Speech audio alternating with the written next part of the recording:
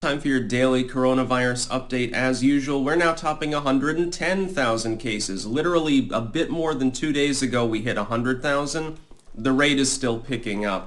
If it continues to pick up in enough epicenters for a period of time, at some point there is going to be no containment. There's no longer going to be a way to keep new cases from springing up even in areas that have snuffed it out simply because of travel. That's really going to be the problem. We've still got new cases from China reported, although they're underestimating them. I think perhaps most worrying is that now France and Germany have both topped 1,000.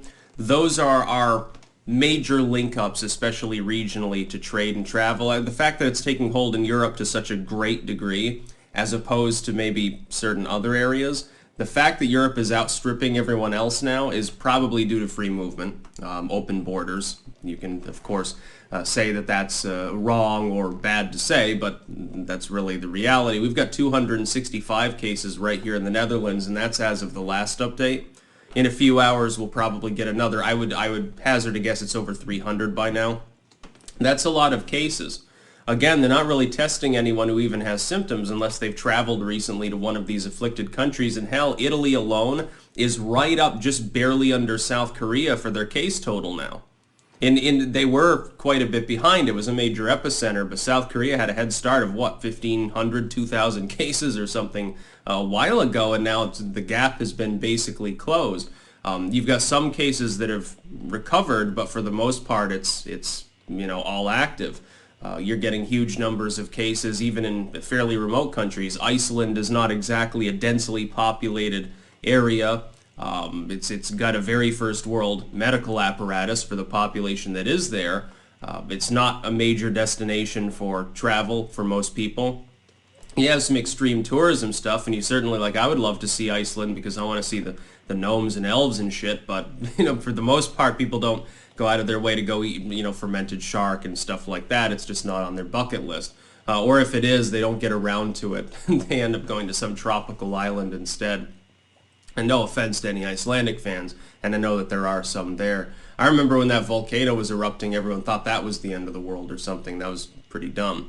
I just don't see how you can reasonably speculate that they're going to be able to contain it at this point. Again, I keep every morning now I get messages from people saying, yeah, thanks for telling us to prep because we did, and now there are shortages in our area. Apparently, people are buying all the disinfectant, including the homeopath cleaners and stuff, the paper towels, the toilet paper and stuff, sponges and shit. Really, guys, the disinfectant thing, it's being tried in China. They go around like fucking stormtroopers with their, fucking vacuum cleaners in reverse, spraying the corpse gas far and wide like a goddamn cult, and it's not really doing anything. There are still active cases in all epicenters within China. And the fact is that they're severely underestimating the number of new cases. The idea that they've actually managed to contain the epidemic is asinine. And the idea that they can forever keep up that effort to keep the number of cases low, I think, is potentially economically asinine as well. As long as there's trade and travel to South Korea and other afflicted areas, it wouldn't matter even if they did get rid of their own cases. They'd still have to be in a perpetual state of fighting the disease. The problem is that at some tipping point, there will be enough cases that it's self-sustaining to the point where all human endeavor combined minus a vaccine, which we don't have, of course, would not be able to actually prevent the virus from continuing to exist. We could keep the case total lower, but what the fuck point is that? At some point, you're spending so much to keep the caseload lower that you're spending more money than any possible economic damage from the virus, even if it went haywire. And governments at some point are going to stop being able to finance that, and it'll start in the less well-off countries. Those countries will be overwhelmed with the disease, and then it'll reinfect the first world. That's probably what's going to happen. So it's going to spread in places like sub-Saharan Africa, parts of Latin America, Central Asia, some of Southeast Asia, East Europe, places with a bit weaker healthcare systems, and then the cases will just spill out everywhere else anyway. The idea that it's going to be contained over such a vast geographic area with so much resources necessary to keep the number of cases low, I think isn't going to happen. I believe that it is better to focus, if you're doing any prepping, and if there's already panic in your area, there's not a whole lot you can do. My best advice in that case, buy online. Buy the shit online, yes, it's going to be marked up a little bit. Fucking deal with it. The fact is that you waited. You don't want to go out into the melee when people are literally punching people over rolls of toilet paper. You don't need to be involved.